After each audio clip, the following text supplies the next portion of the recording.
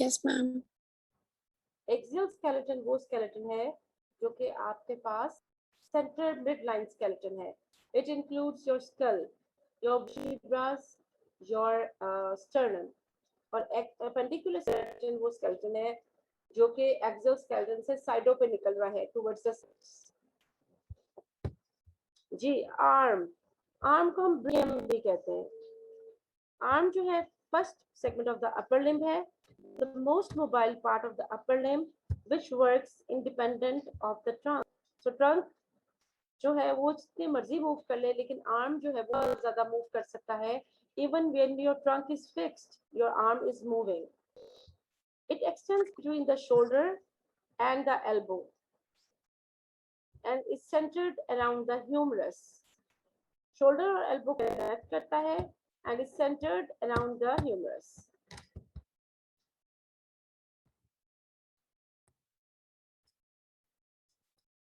Forearm or antebrachium, second longest segment of limb, extends between the elbow and the wrist and includes the anterior and posterior region of forearm and includes the bone radius and ulna. Arm के भी anterior posterior aspect है और four arm का भी anterior posterior aspect है. जी four arm का दूसरा नाम क्या है? जी फोर आर्म को अगर हम एक मेडिकल टर्मिनोलॉजी एंटीब्रेकियम को क्या कहते हैं? आर्म को ब्रेकियम. ठीक है, दोनों के एंटीरियर एस्पेक्ट है, दोनों के पोस्टीरियर एस्पेक्ट है. हैंड जो है वही इसमें बोन्स आ गई, carpal, metacarpals and phalanges. It is composed of wrist, palm, dorsum of hand, fingers, and is richly supplied by sensory and for touch, pain, and temperature. जी क्लास, इसमें कोई मुश्किल तो नहीं है? No ma'am. Comparison of upper and lower limbs. The upper limb and limb share many common features, but जो उनका एक यूनिक फीचर है वो सबसे ज्यादा ये है कि the lower limb is involved in weight bearing, जो है इसमें एक्टिविटी में इन्वॉल्व है. The lower limb it bears your weight, so it is not very mobile, but upper limb is involved just in the movement. The upper limb has so many movements, so it is not weight bearing too much. ठीक है, तो upper limb जो है इसलिए जो है इसकी ज्यादा वेट बेरिंग ताकत नहीं है, इसकी ज्यादा मोबिलिटी है और उससे ज्यादा इसका जो है हैंड की एबिलिटी है जिससे आप अपना काम कर रहे होते हैं, जिससे आप ग्रिपिंग करते हैं, जिससे आप कुछ पकड़ते हैं, जिससे आप सीखते हैं, जिससे आप खाते हैं. तो अपर लिम्ब मोबाइल है as compared to lower limb, number 1. Number 2, upper limb का कोई वेट बेरिंग ऐसा कोई इतना नहीं है काम कि वो बॉडी वेट उठाए. नंबर 3, अपर लिम्ब का जो मेन पार्ट है वो जो है आपके पास हैंड है. Upper limb is nothing without hand. Upper limb is nothing without hand, because whatever you are going to do, you are going to do with your hand. Class बारिश हो रही है इधर तुम लोगों की साइड पे? यस मैम, बहुत ज्यादा. यस मैम, बहुत ज्यादा. Yes ma'am. अच्छा, इधर बहुत ज्यादा बारिश हो रही है. मैं इसलिए जो बता रही हूँ ये ना कि किस टाइम भी इंटरनेट बंद हो जाए, इसलिए तुम लोग पहले तैयार है ना. Comparison of upper limb lower limb, ये मैंने आपको बता दिया है. एक होता है पेल्विक गर्डल. पेल्विक गर्डल क्या होता है? क्लास से तुम लोगों ने पढ़ा हुआ है, जल्दी बताओ. पेल्विक गर्डल हमने लोअर लिम्ब में पढ़ा था, हिप बोन, जहाँ पे हिप बोन और होता है two hip bones connected to sacrum. Is it complete? आगे से हिप बोन यूनाइट कर रही होती है कि नहीं कर रही होती है? कर रही होती है. प्यूबिक सिम्फिसिस पे कर रही हूँ. आगे से हिप बोन यूनाइट कर रही होती है और पीछे से क्या होता है? सैक्रम सैक्रम यूनाइट कर रही होती है, ठीक है। तो इसकी वजह से, और हमारी लाइट आ चुकी है क्लास, अच्छा जी, और पीछे आपके पास सैक्रम यूनाइट कर रही होती है। So pelvic girdle is a complete ring actually, और पेक्टोरल गर्डल जो है वो आपके पास पूरा रिंग नहीं होता, ठीक है। तो ये आपके डिफरेंस का ध्यान रखना है।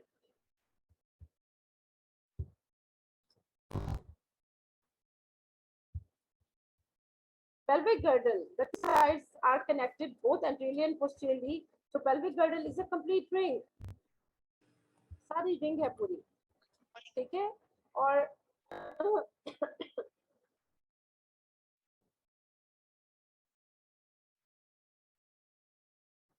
जी, so pelvic girdle is a complete ring. UPS. अच्छा, the motion of upper limb is independent of the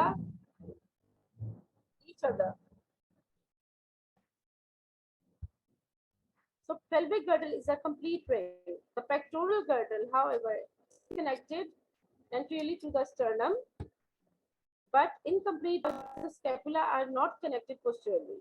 तो नंबर एक डिफरेंस साथ ही आ गया कि स्टर्नम जो है वो उससे तो आगे कंप्लीट है, लेकिन पीछे से स्कैपुला के साथ वो कंप्लीट नहीं है। तो इसलिए पेक्टोरल गर्डल जो होता है वो यूजुअली इनकम्प्लीट होता है।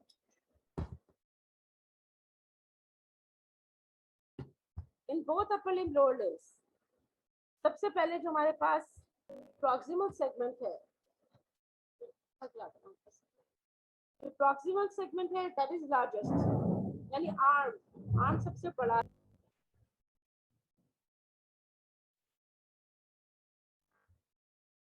Arm and thigh lower limb में बड़ी है। उसके बाद सेकंड जो प्रॉक्सिमल सेगमेंट है, यानी कि लेग और फोर आर्म हाथ में, उनकी दोनों की दो बोन्स हैं।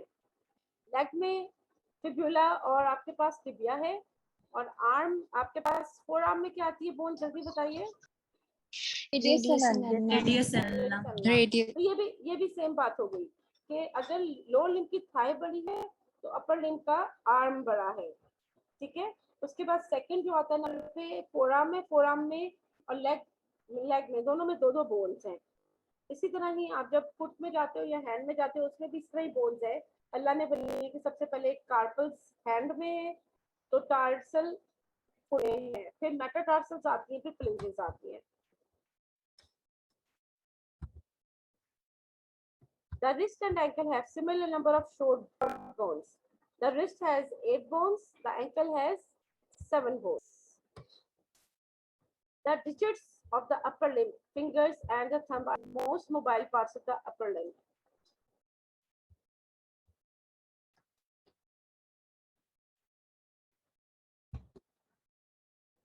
जी,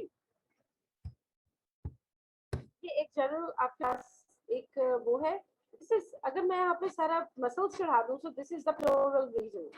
This is the pectoral region, जिसमें ब्रेस्ट भी ओवरलाई कर रहे हैं, स्किन है, फिर सुपरफिशियल फेशिया है, फिर डीप फेशिया, फिर क्या कहते हैं pectoralis major muscle, minor muscle, ये सारा पेक्टोरल रीजन का पार्ट है। When you go behind the pectoralis major muscle, then जो thoracic cage है उसके मसल स्टार्ट हो जाते हैं। So please do not confuse the thoracic cage with the pectoral region. Pectoral आपके ऊपर पड़ा है सारा एरिया, जो बाहर वाला area, that is the pectoral region. This is sternum, the manubrium of the sternum, making a joint with the clavicle medial end. जी, joint कौन सा बन सकता है? The sternoclavicular ठीक है। उसके बाद जो लैटरल साइड पे आ रहे हो, तो स्कैपुला जो है, स्कैपुला का एक प्रोसेस है जिसको हम एक्रोमियन प्रोसेस कहते हैं, एक्रोमियन प्रोसेस। वो जॉइंट दोबारा कर रहा है क्लैविकल के साथ, एक्रोमियो क्लैविकुलर जॉइंट, ठीक है। उसके बाद स्कैपुला वो हेड ऑफ ह्यूमरस के साथ ज्वाइन कर रहा है, making up the shoulder joint. So please remember, shoulder joint is not a part of pectoral girdle. Please remember, shoulder joint is not a part of pectoral girdle. जी class, इसमें आपको basic एक चीज समझ आ गई कि क्लैविकल दो जगह से आप जो है मीट कर रहा है बोन्स को। On the medial side, it's meeting with the sternum. On the lateral side, it's meeting with the acromion process of scapula. As you can see also here, that this and this quadrangular, ये and quadrangular होता है and this and is flat, this and is flat. तो always remember clavicle का जो quadrangular and है वो मेनोब्रियम में मिलेगा, क्योंकि मेनोब्रियम भी एक थिक बोन है और ये जो आपका एंड है क्लेविकल का जो क्वाड्रेंगुलर ये भी थिक एरिया होता है। जी क्लास, ये आपको यहाँ तक समझ आ गया? मैम ये ग्लेनोह्यूमरल जॉइंट कौन सा है? The glenohumeral. This is the humerus. This is the shoulder. this is the glenoid cavity. आप आगे पढ़ोगे स्कैपुला में glenoid cavity है ये. So makes up the shoulder joint or the glenohumeral joint. मैंने आपको बताया शुरू में, ठीक है? Glenohumeral joint. So basically हम जब pectoral region पढ़ेंगे या shoulder girdle पढ़ेंगे, we are concerned with the acromioclavicular, sternoclavicular. कौन से जॉइंट्स आएंगे शोल्डर गर्डल में? जी क्लास, Sternoclavicular. और acromioclavicular. Remember, shoulder joint is not included in the shoulder girdle. Pectoral girdle. जी.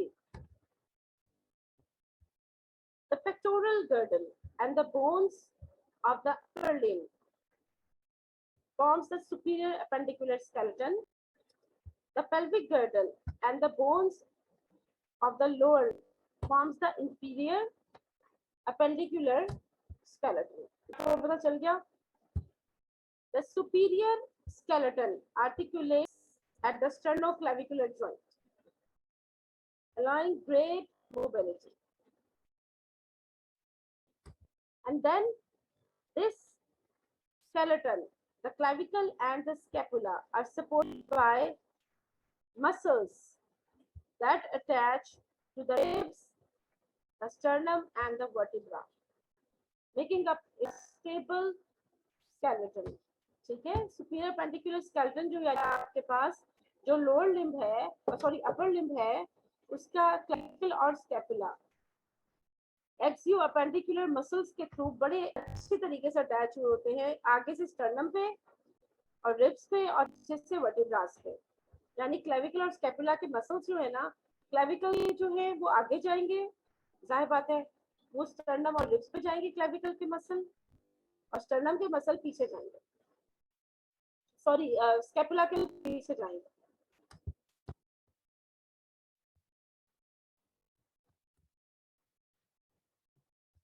The clavicle.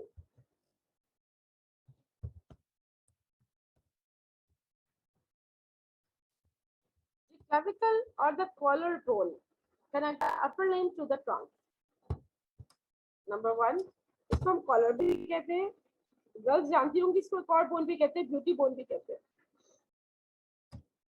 जी, अब ये जो है has a double curve, it has a double curve, और इसका कर्व कैसा है मैं आपको बताती हूँ।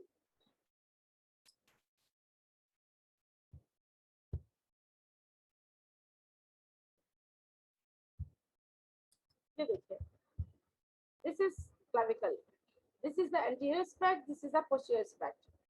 जी, अच्छा, इसमें कौन सा साइड फ्लैट है? मैं ये फ्लैट है कि ये वो है ट्रायंगुलर या क्वाड्रेंगुलर सी है? जी, कौन सी साइड फ्लैट है? क्वाड्रेंगुलर। क्वाड्रेंगुलर।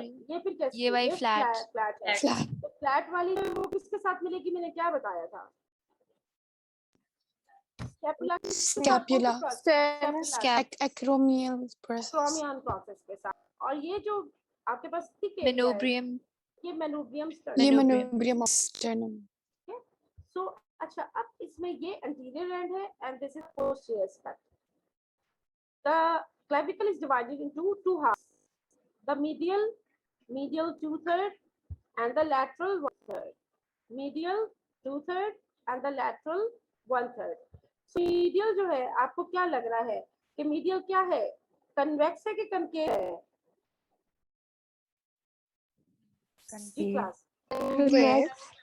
बेटा कन्वेक्स है, कन्वेक्स बाहर निकली है, कन्वेक्स है। So medial 2/3 is convex and lateral 1/3 is concave.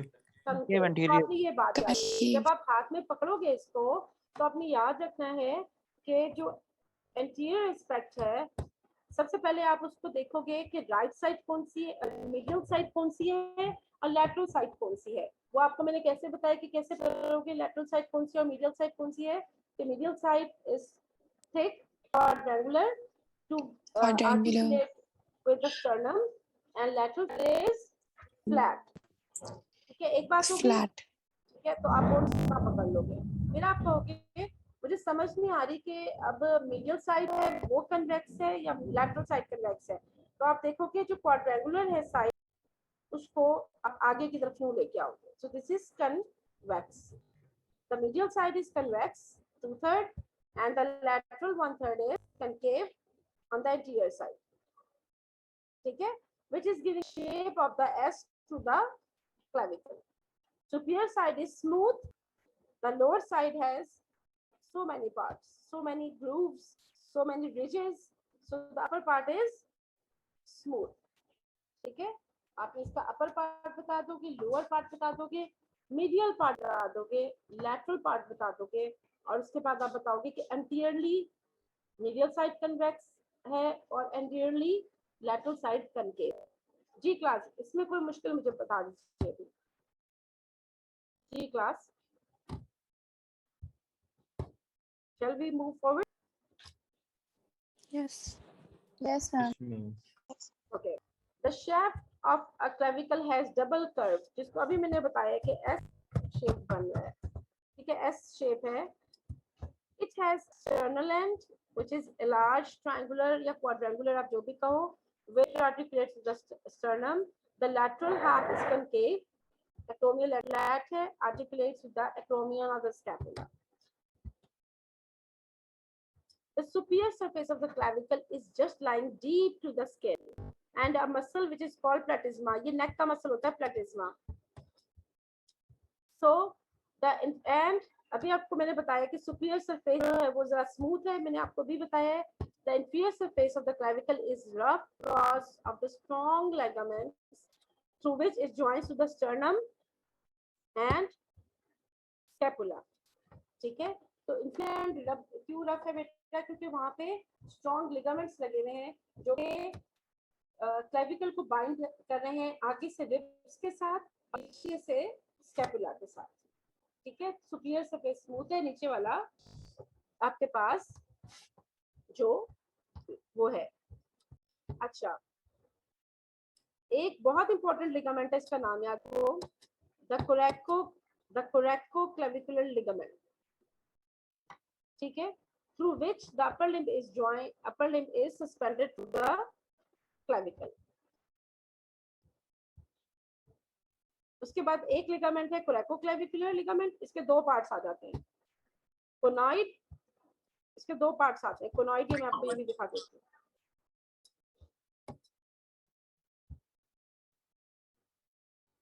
जी, इसकी मैं आपको वो दिखा दूं।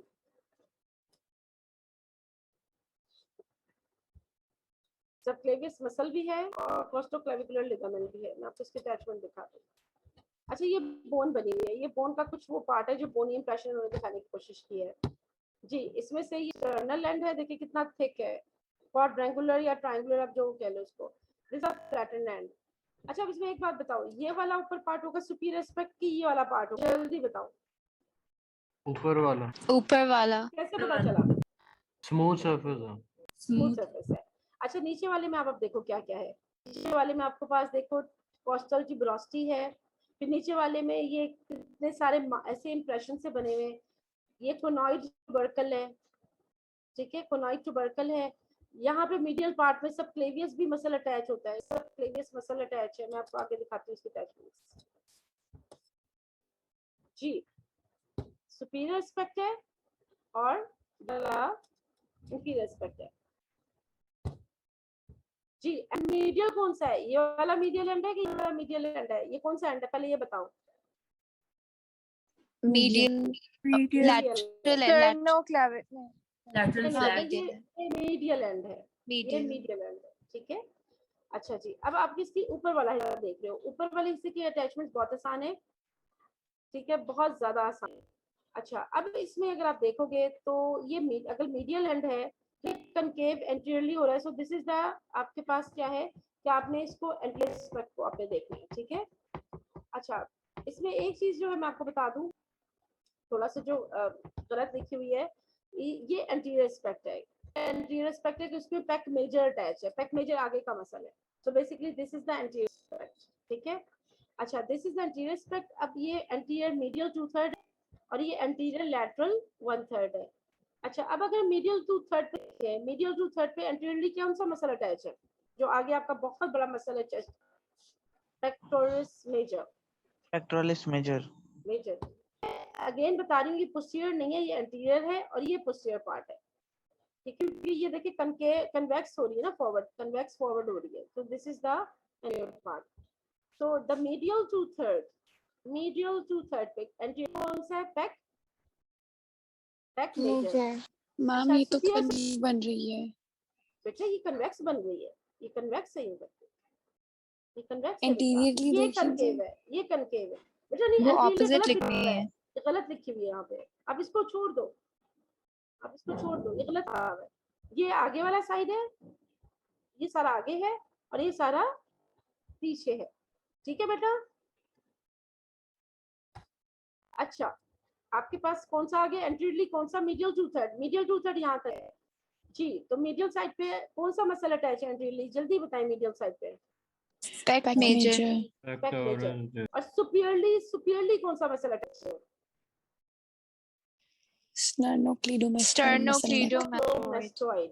अब आ जाओ लेटरल एस्पेक्ट पे, लेटरल एस्पेक्ट पे आपके पास आगे कौन सा मसल अटैच है, जो आपका shoulder muscle, deltoid muscle, deltoid, जो आपका शोल्डर की जो, शोल्डर का जो आपका वो है ना फॉर्म, शोल्डर की जो की शेप है, that is formed by deltoid region. और आपको पता है यहाँ पे बच्चों को इंजेक्शन, सबको इंजेक्शंस भी लगाए जाते हैं डेल्टॉइड रीजन पे जी। उसके बाद पीछे कौन सा मसल है, पीछे कौन सा मसल है लेटरल साइड पे, ट्रेपीजियस, कभी ट्रेपीजियस का नाम सुना हुआ है? यस मैम, बैक पे दो इंपॉर्टेंट मसल होते हैं, ट्रेपीजियस, एक और मैं आपको बाद में बताऊंगी, लेटिसिमस डोर्साई। तो ट्रेपीजियस जो है आपका पीछे बैक का मसल होता है। अक्सर कहते हैं ना कंधों में दर्द हो गया जी, कंधों में गर्दन में बल पड़ गए हैं, तो गर्दन में जो बल पड़ते हैं ना, वो मोस्टली एक स्टेनोमास्टोइड मसल जो आगे लगा होता है वो, और जो पीछे लगा होता है ट्रेपीजियस। तो यूजुअली जो गर्दन में या कंधों में तकलीफ होती है ना, वो इन दो मसल की ही होती है पीछे से, ठीक है। इसमें कोई मुश्किल तो नहीं, जल्दी से दोबारा रिवाइज करते हैं। मीडियल 2/3 पे क्या है आगे, सॉरी मीडियल 2/3 पे क्या है, जल्दी बोलो, पेक मेजर। पेक मेजर, और सुपीरियर क्या है, स्टर्नोक्लीडोमास्टोइड, अच्छा। उसके बाद लैटरल 1/3 पे आ जाओ, मैंने बताया था मीडियल, एक डेल्टॉइड आगे है और पीछे ट्रेपीजियस, याद रखना कि मीडियल 2/3 और लैटरल 1/3। अगर क्लेविकल का फ्रैक्चर भी हो तो यूजुअली जो क्लेविकल है वो मीडियल 2/3 और लैटरल 1/3 से टूटती है, ठीक है। अच्छा, उसके बाद आ जाओ आप इसके नीचे लोअर वाले पार्ट में, लोअर वाले पार्ट में जो है आपके पास जो है वो है कॉस्टोक्लेविकुलर, साइड पे एक लिगामेंट लगता है कॉस्टोक्लेविकुलर, फिर सबक्लेवियस मसल लगा हुआ है नीचे। उसके बाद मैंने आपको एक लिगामेंट बताया था, कोरेको क्लेविकुलर लिगामेंट, उसके दो पार्ट होते हैं, कोरेको क्लेविकुलर लिगामेंट, उसके दो पार्ट होते हैं, एक ट्रेपेजॉइड पार्ट होता है और एक कोनॉइड पार्ट होता है, ये दोनों लगे हुए, ट्रेपेजॉइड पार्ट और कोनॉइड पार्ट, ठीक है। अच्छा जी, ये दोनों निकल रहे होते हैं, trapezoid part and conoid part, ठीक है। अच्छा, मैंने आपको भी दिखाया है कि there is a conoid tubercle, this is a tubercle, this is the trapezoid ridge, trapezoid से निकलेगा trapezoid part of the ligament, conoid tubercle से निकलेगा conoid part of the which ligament, coracoclavicular ligament, ठीक है। ये मैंने वैसे ही मतलब दिए थे, ये आप पढ़ लेंगे, ठीक है। ये देखें, लिगामेंट से क्लेविकल है, क्लेविकल के आप लिगामेंट्स देख लो एक दफा, ठीक है। मैंने आपको दिखाया था, ये है आपके पास कोनॉइड लिगामेंट जो कोरेकोक्लेविकुलर पार्ट है, this is the trapezoid ligament, coracoclavicular का पार्ट है। इसलिए अगर आपको कोरेकोक्लेविकुलर लिगामेंट पे आ जाता है नोट, तो आप कोनॉइड और ट्रेपेजॉइड दोनों लिखने हैं, ठीक है क्लास। उसके बाद ये आ जाते हैं एक्रोमियोक्लेविकल जॉइंट आ गया। एक बहुत ही स्ट्रॉन्ग लिगामेंट जो है वो आपको यहाँ पे वैसे बता रही हूँ, that is कोरेको acromial ligament, कोरेको acromial ligament. ठीक है जी क्लास, आपको नजर आ गए ligaments? Yes, ma'am. Yes, ma'am. तो ये कौन सा लिगामेंट है, किसका पार्ट है? कोरेको, कोरेको क्लेविकुलर लिगामेंट का पार्ट। Clavicular.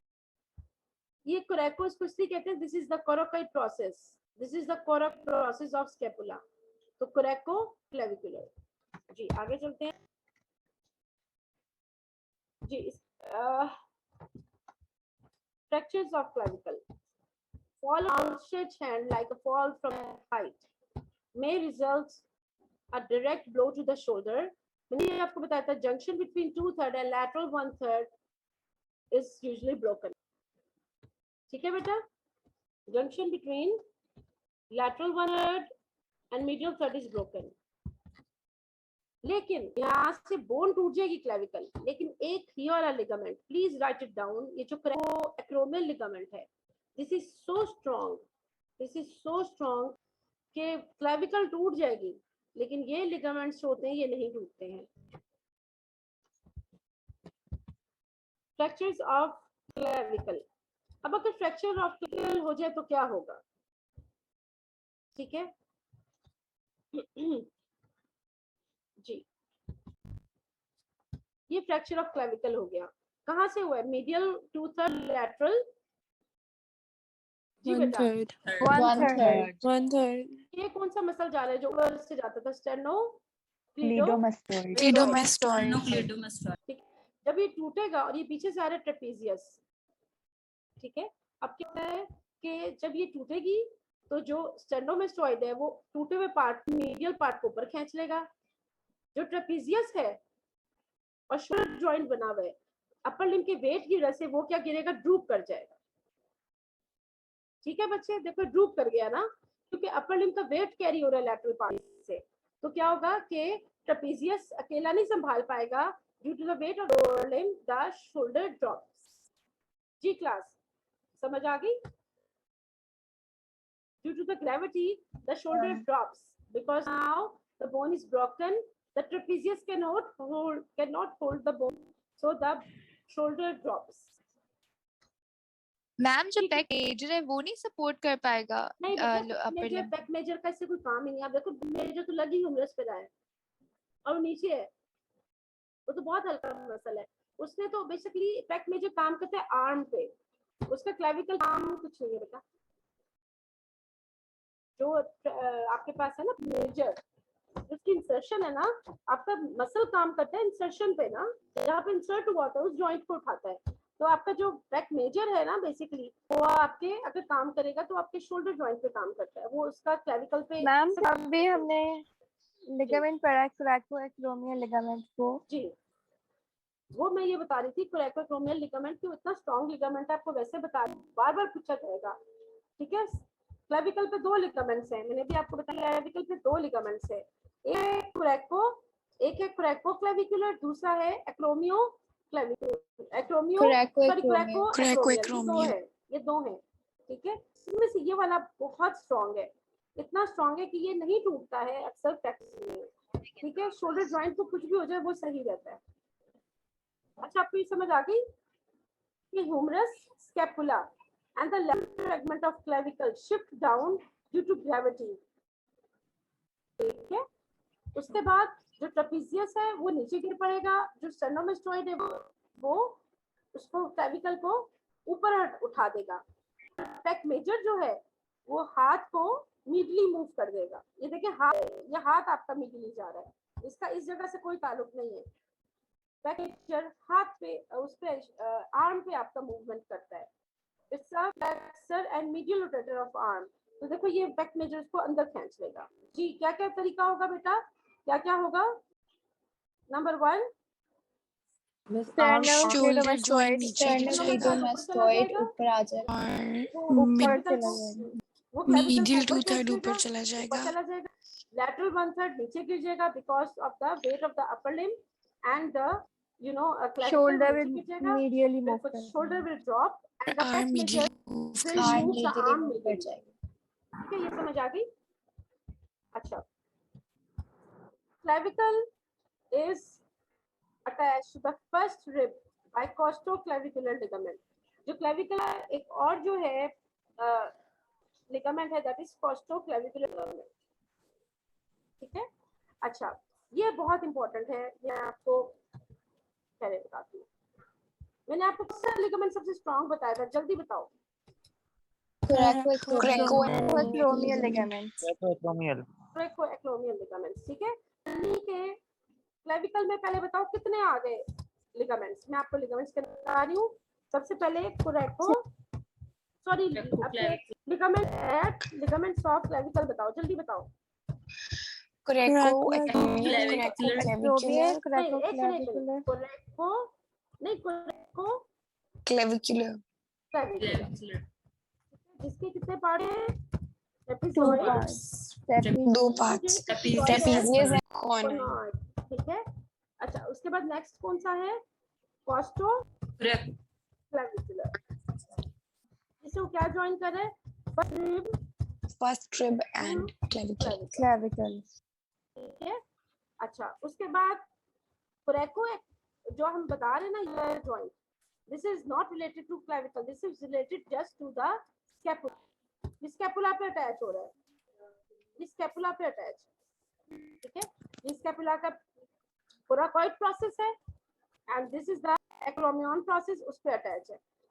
तो जब फ्रैक्चर होता है ना मीडियल लैटरल थर्ड का, तो आपके पास क्या होता है कि बोन तो टूट के रहता हो जाता है, लेकिन ये कोरेकोएक्रोमियल लिगामेंट बहुत एक फैक्टर होता है जो कि सपोर्ट करते हैं क्लेविकल, जो आपकी जो नीचे की आपकी गिरी हुई है अपर लिम्ब है, तो indirectly to the clavicle force transmit होती है. ठीक है, force from the fractured upper limb are transmitted to the clavicle through strong coracoclavicular ligament.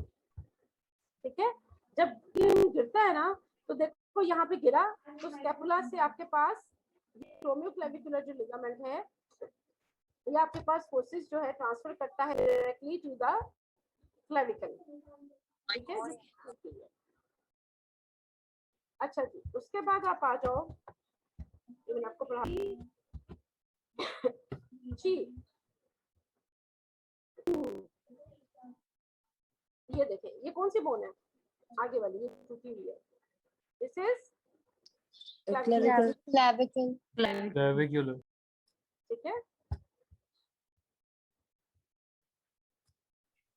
एक मिनट क्लास. क्लेविकल को क्या हुआ है जी? Fracture maybe 2/3 or Medial lateral. one, third two medial third and one upper third and lateral. lateral नीचे. नजर आ रहा है? चलो बेटा, फ्रैक्चर नजर आ रहा है? Yes, ma'am. जी. अच्छा, इसकी मीडियल साइड तो नीचे मूव हुई हुई है क्लेविकल की. देखो ऐसे में देखिए, मैं आपको इन जनरल केसेस बता रही हूँ. ठीक है, अब ये पता नहीं ना किस टाइप का केस है, जो भी है, बाज़ होता हो सकता है कोई और साथ कोई इशू चल रहे हो, उसमें आप क्या कह सकते हो कि क्या वजह हुई. अच्छा जी, एक minute please.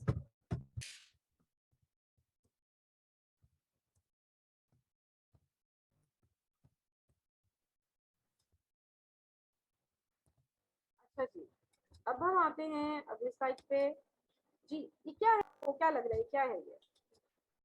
What is this?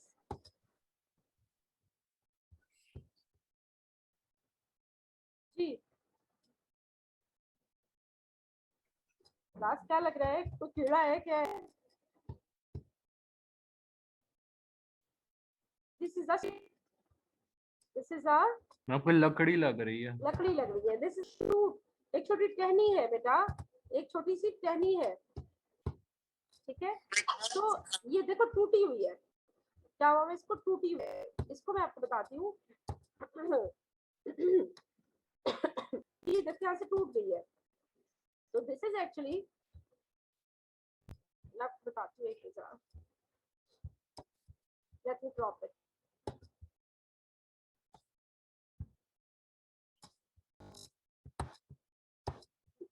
टहनी है टूट गई है, ठीक है। अच्छा पूरी टूटी हुई है कि सिर्फ आधी टूट के सिर्फ बेंट हो गई है? आधी टूट गई है। आधी टूटी है ऊपर से, और बाकी जो है क्या हो गया उसको, बाकी वो सारी बेंट हो गई है, सही है। So this is what you called green fracture. आपको क्या कहते हैं? Green stake fracture.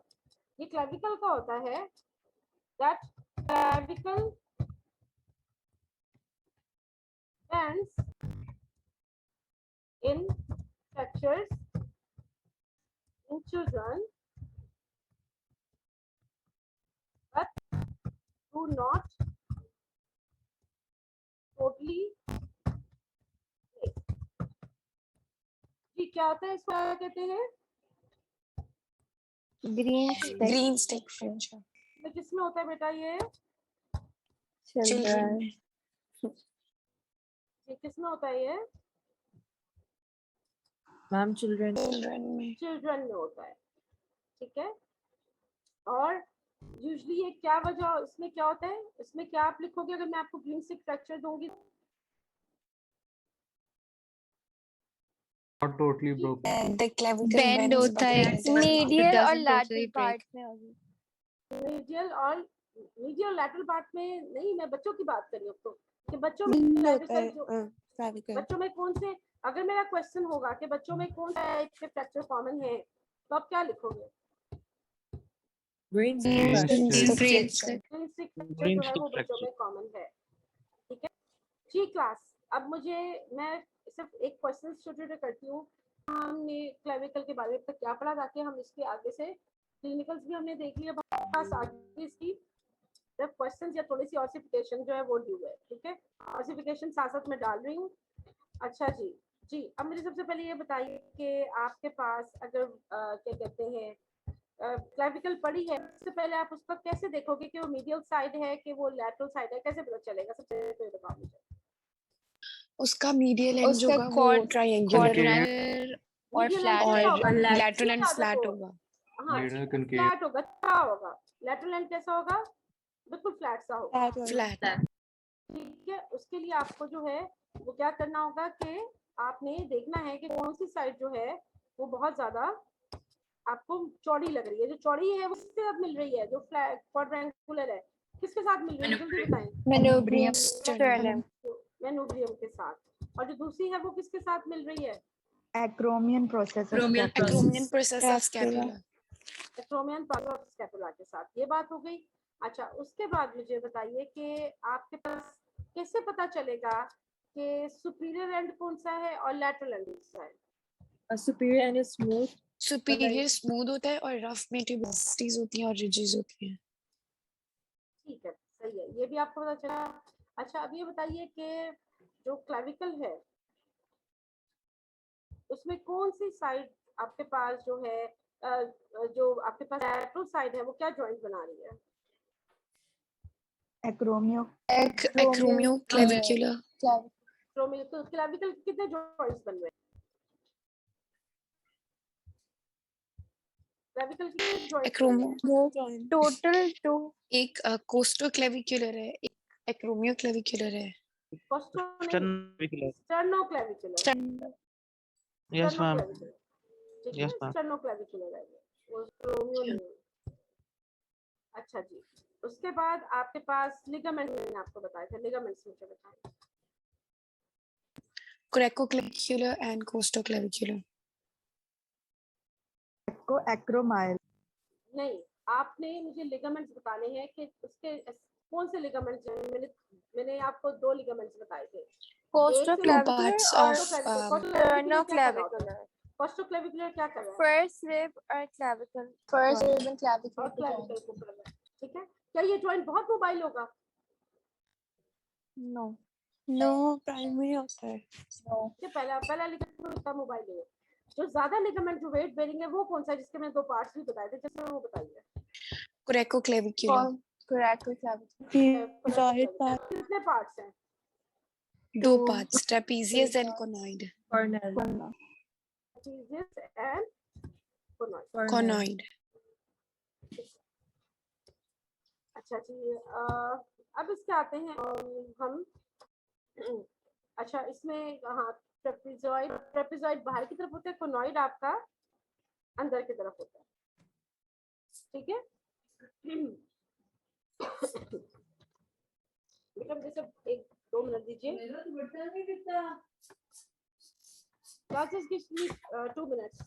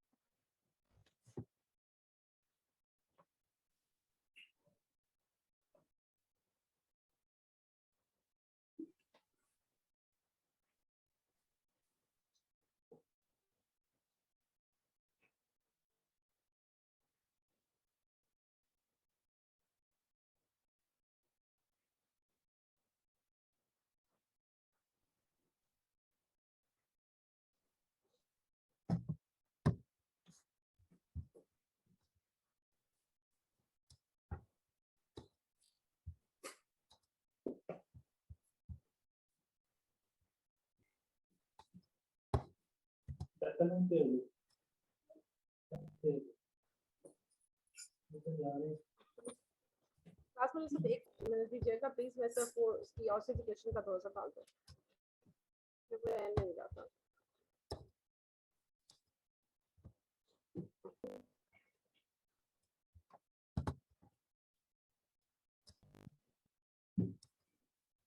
जी क्लास ऑसिफिकेशन आपने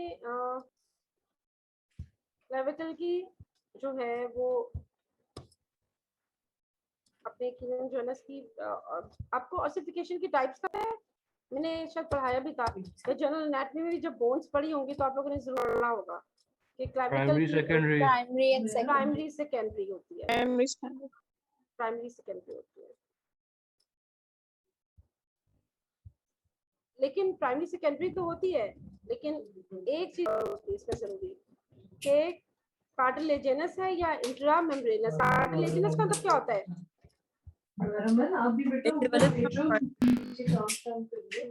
जी सबसे पहले बताएं व्हाट इज ऑसिफिकेशन। ऑसिफिकेशन का मतलब क्या है? Formation of bone Formation of osteogenesis. fusion of the bone.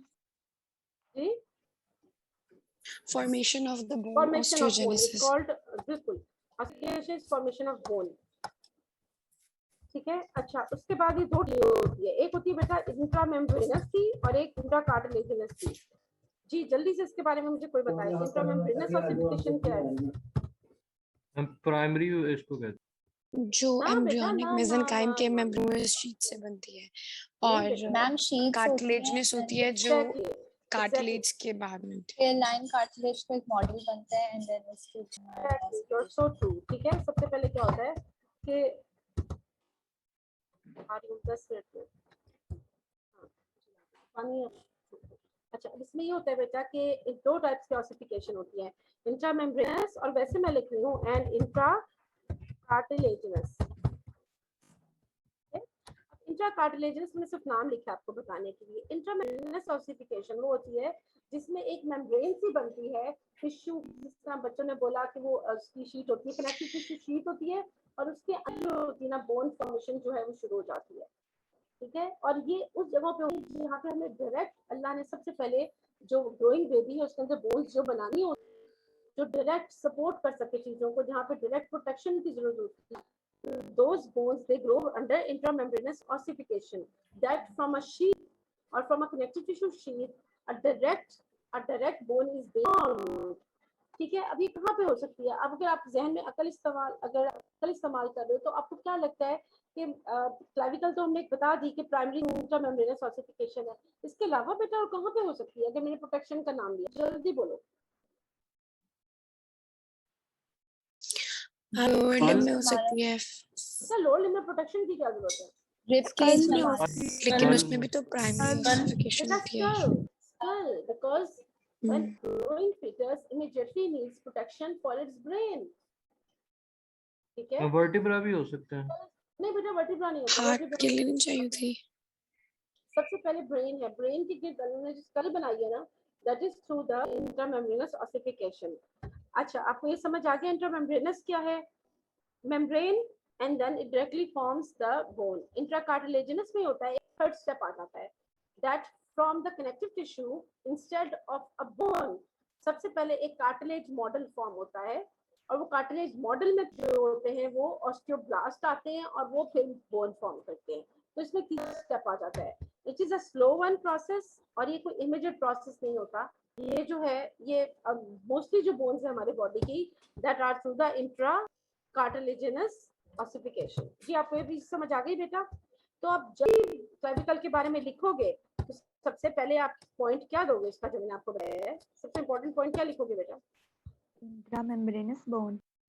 इंट्रामेम्ब्रेनस bone नहीं Intramembranous. लिखोगे, इंट्रामेम्ब्रेनस बोन नहीं लिखोगे, आप लिखोगे Ossification. Ossification. Membranous, membranous ossification है उसकी। ठीक है, अच्छा, formed by 2 primary ossification centres. जी, कितने ऑसिफिकेशन सेंटर्स हैं उसके? 2 primary. 2 प्राइमरी है। प्राइमरी का मतलब क्या है मुझे बताओ? अब वो जो एक बच्चा बात कर जो रहा है before Before birth, birth. जो before birth हो जाता है डेवलप। Year before birth. ठीक है, और मैंने एक वर्ड यूज किया है, प्राइमरीली, प्राइमरीली ऑसिफिकेशन। ये किसकी मामा गोली खिला रही है उसको, क्या हो गया किसी को? एक बच्चे की किसी की 2 दफा मार के पूछे कि बेटा गोली नहीं खाई, गोली नहीं खाई। अच्छा जी, तो जी बेटा, तो इंट्रामेम्ब्रेनस ऑसिफिकेशन, अब मैंने लिखा है, मेरे जुमले पे गौर करो, आपने भी जुमला यही लिखना है, primarily through intramembranous. What do you mean by primarily through intra-ossification, intramembranous ossification? I didn't write completely, I said mainly. या इसको जुमले को mainly तो क्या मतलब होगा कि कहीं पे इंट्राकार्टिलेजिनस भी हो रही है, इसी तरह ही है ना? ठीक है, कि मेनली कि कहीं पे इंट्रा कार्टिलेजिनस हो रही है। ठीक है, ये बात है ना, मेनली, मेनली का मतलब है कि 90% इंट्रामेम्ब्रेनस है, 10% कार्टिलेजिनस है। Clavicle is formed by 2 membranous ossification center, primary 6 week पे होते हैं और 7 वीक्स पे फ्यूज कर जाते हैं। Cartilage at the both end of clavicle develops, तो इसका मतलब है कि both end of the clavicle किससे डेवलप हो रहे हैं? Cartilaginous ossification. Intracartilaginous method. इसमें मैंने आपको क्या बताई है, मोस्टली 80 to 90% इंट्रामेम्ब्रेनस है, और सब जो एंड्स हैं दे आर द इंट्राकार्टिलेजिनस। ठीक बेटा, ये चीज समझ आ गई?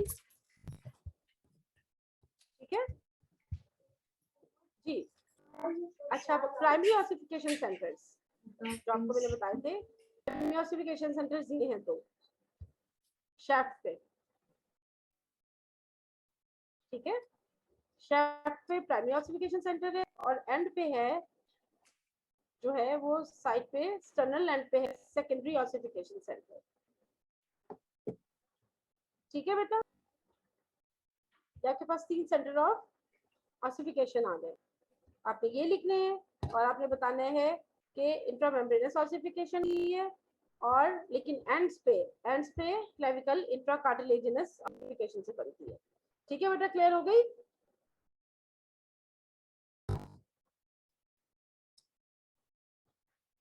जी क्लास, हेलो। Yes, ma'am. ठीक है, Yes, सबसे पहला पॉइंट क्या लिखोगे? इंट्रामेम्ब्रेनस ऑसिफिकेशन मेनली, मगर उसके जो एंड्स हैं दे डेवलप थ्रू Intracartilaginous. और उसके बाद फिर आप ये पॉइंट्स बता दोगे। ठीक है, कि सेकेंडरी कहाँ पे है और 2 प्राइमरी हैं। ठीक है जी, ये ग्रीन स्टिक फ्रैक्चर तो वहाँ पे होना चाहिए था, बेचारी तरह पहुंच गया। ये मैं आपको उधर लिख देती हूँ, ये इधर आना चाहिए था। ठीक है, let us write it here.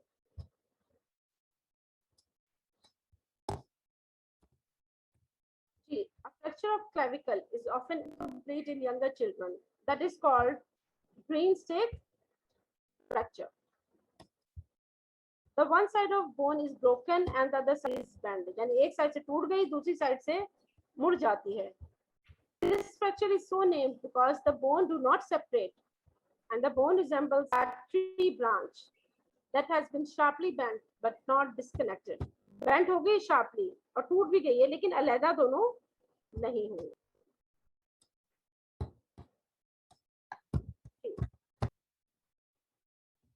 Important questions इसमें क्या पूछे जाते हैं, ठीक है. अच्छा जी, इसमें इंपॉर्टेंट क्वेश्चंस पूछे जाते हैं कि आपके पास जो फ्रैक्चर जो हुआ था क्लेविकल का, जिसमें मैंने आपको बताया था कि जिसमें सारे मसल्स काम करते हैं, ट्रेपीजियस नीचे को ले जाता है, स्टेर्नोमास्टोइड है और सारे जो मैंने आपको बताया था, और पेक मेजर उसको मीडियली ले जाता है. ये सारा जो मैंने डायग्राम दिखाई थी ये वो वाली है, ठीक है. Ossification is important. Greenstick fracture भी पूछा जाता है, ठीक है. और इम्पोर्टेंस कोरैकोक्लेविकुलर लिगामेंट, ठीक है. बल्कि ये इतना नहीं इम्पोर्टेंट, उसके पार्ट्स पूछे जाते हैं. Parts of coracoclavicular ligament.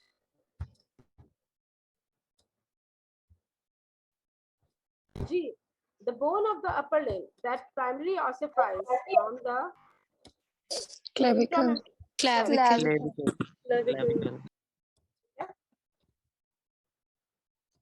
Which of the following structure transmits the weight of the upper limb to the axial skeleton of fracture?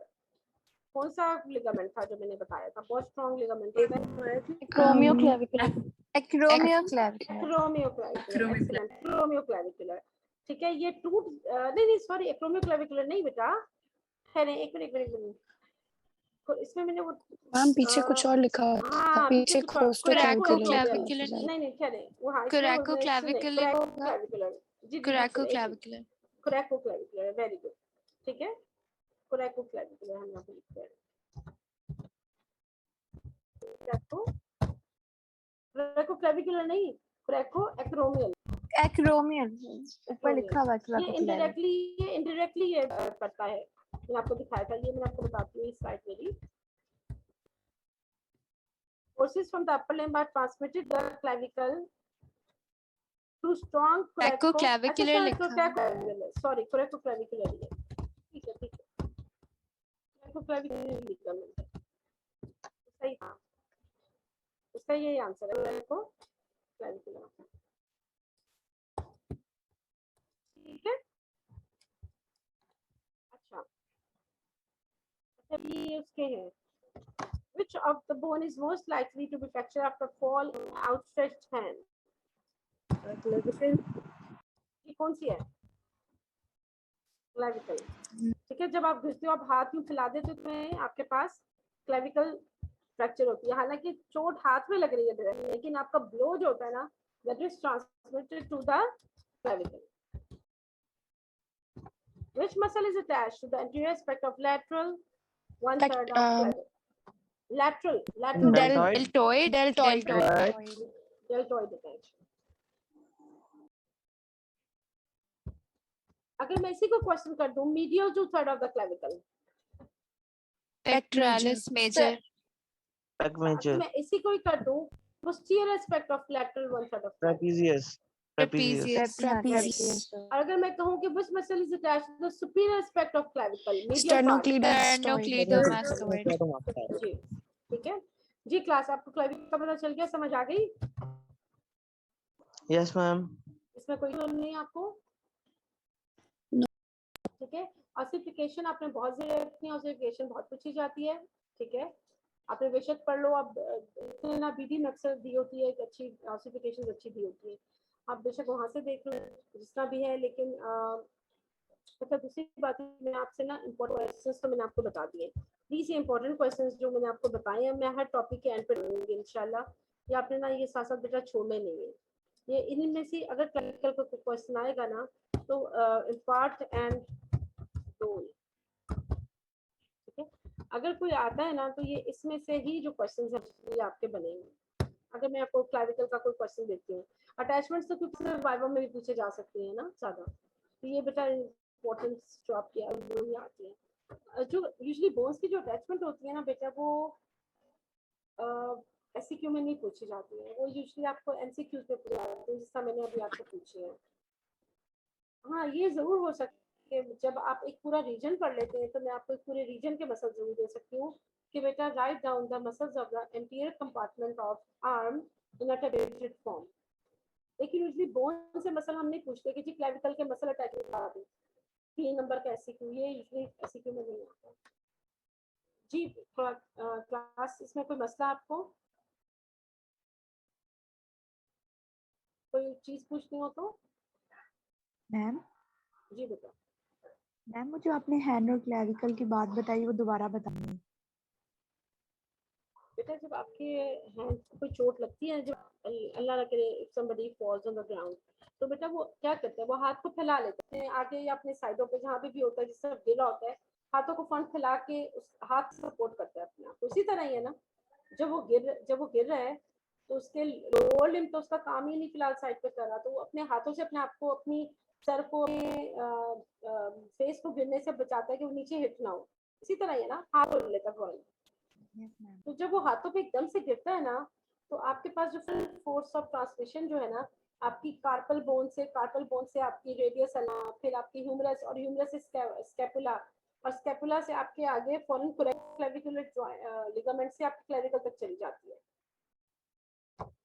और उसमें होता है कि क्लेविकल आपकी फिर वहां से इतना स्ट्रॉन्ग ब्लो होती है कि वो क्लेविकल मीडियल 2/3 और 1/3 पे फ्रैक्चर हो जाती है। तो पता चलता है क्लेविकल को कोई चोट नहीं लगी, आप गिरे थे और अपने हाथ में चोट लगी और हाथ का ब्लो जो उसके इफेक्ट की वजह से क्लेविकल टूट गई। समझ आ गई बेटा? Yes ma'am. बाज़ दफा फ्रैक्चर जो होते हैं ना, वो जरूरी नहीं होता कि वो, कुछ फ्रैक्चर्स ऐसे होते हैं कि जरूरी नहीं होता कि वो बोन को डायरेक्ट लगा हो तो उधर होती है, बोन को चोट कहीं और लगती है और फ्रैक्चर किसी और जगह का हो जाता है। समझे बेटा आप लोग ना? Okay ma'am. अच्छा, अब एक चीज मुझे बताओ क्लास कि ये दोबारा ऑनलाइन क्लासेस शुरू हो गई है, कुछ पता चला है कि कब तक होनी है? कुछ कि मंडे को खुल रही है? किसी को knowledge 15 है? सितंबर तक आ रहा है मैम, जो न्यू नोटिफिकेशन आई है। सही। अच्छा, अब इसमें एक बात है कि अब आपको ऑनलाइन दोबारा शुरू हुई है, डेफिनेटली आपको ये ऑनलाइन जो है, ये उस ऑनलाइन से तो बहुत बेहतर लग रही होगी क्योंकि आप सारा लिम्ब एक पढ़ चुके हो, आप इतना एनाटॉमी गुजार चुके हो। इसमें आपको डिफरेंस फील हो रहा है कि इस दरमियान वाले ऑनलाइन और स्टार्ट करने ऑनलाइन में कितना डिफरेंस है? Yes ma'am. यस मैम, वो तो स्टार्ट था, पता ही नहीं था कैसे स्टार्ट था ना, इसलिए वो आप लोगों को बहुत मुश्किल लगी थी, उसमें बहुत ज्यादा इश्यूज आए थे। लेकिन आई होप कि ये आप लोग अंडरस्टैंड कर लोगे। एक तो अपन बहुत लोअर लिम्ब से मिलता है, बहुत ज्यादा लोअर लिम्ब से मिलता है, लेकिन लोअर की मोबिलिटी इतनी नहीं है, अपर लिम्ब की मोबिलिटी है। तो अगर अपर लिम्ब की मोबिलिटी है तो इसका मतलब है कि अपर लिम्ब के मसल्स जो हैं वो ज्यादा अच्छे काम कर रहे हैं और उनकी नर्व सप्लाई बहुत ज्यादा है। तो इसका मतलब है कि अपर लिम्ब में आपको सबसे इम्पोर्टेंट क्या होगी चीज जो बहुत ज्यादा इम्पोर्टेंट पूछी जाएगी? Nerve supply. नर्व्स मसल बहुत तो नाम इम्पोर्टेंट है अपर लिम्ब। मसल तो हो ही जाएंगे लेकिन नर्व सप्लाई बहुत इम्पोर्टेंट। जो इनकी नर्व्स जा रही है ना, वो आगे हम आहिस्ता आहिस्ता बाद में शुरू करेंगे, अभी तो नहीं शुरू करेंगे, लेकिन आपको जनरल बता रही हूँ। यहाँ पे एक प्लेक्सस होता है नर्व्स का पड़ा हुआ, एक नर्व्स का नेटवर्क है, उसको ब्रेकियल प्लेक्सस कहते हैं। वो इतना इंपॉर्टेंट है, उससे आगे सारी नर्व्स निकल रही होती है। तो बार बार हर मौके पे, हर वाइवा पे पूछा जाएगा, because upper limb is nothing without mobility, and mobility comes with the muscles and muscle work with the innervation of nerves. इसी तरह ही है ना? Yes ma'am. इसी तरह ही है, Yes, ठीक है? ma'am. अच्छा, चले अब बेटा मैं फिर इंशाल्लाह अगली क्लास जो है वो आपकी इंशाल्लाह थर्सडे को होगा, ठीक है? I will share with you the schedule and the time table. Okay okay ma'am, Allah Hafiz. Okay बेटा, टेक केयर, पढ़ लेना, जाके छोड़ ना देना। जी बेटा, अगर मैं असाइनमेंट की बात करूं, असाइनमेंट हम अगली दफा कुछ और पढ़ लेंगे, मैम हम फिर मंडे इकट्ठा दे को देंगे। टेस्ट है हम लोग का, ब्लॉक एग्जाम, हाँ, किस चीज़ का? बायोकेमिस्ट्री का। चलो, क्या प्लान किया ब्लॉक एग्जाम्स का? मुझे तो अंदाजा ही नहीं कि क्या प्लान किया हुआ उन्होंने। मैम पहले तो ऑन कैंपस था लेकिन ऑनलाइन हो गया तो ऑनलाइन नहीं होगा। अच्छा चलिए, अल्लाह बेहतर करे आप। ठीक है, आप पढ़ो इंशाल्लाह, अगले हफ्ते हम देख लेंगे। ठीक है, थैंक यू मैम, अल्लाह हाफिज। पढ़ो। ओके बेटा, अस्सलाम वालेकुम।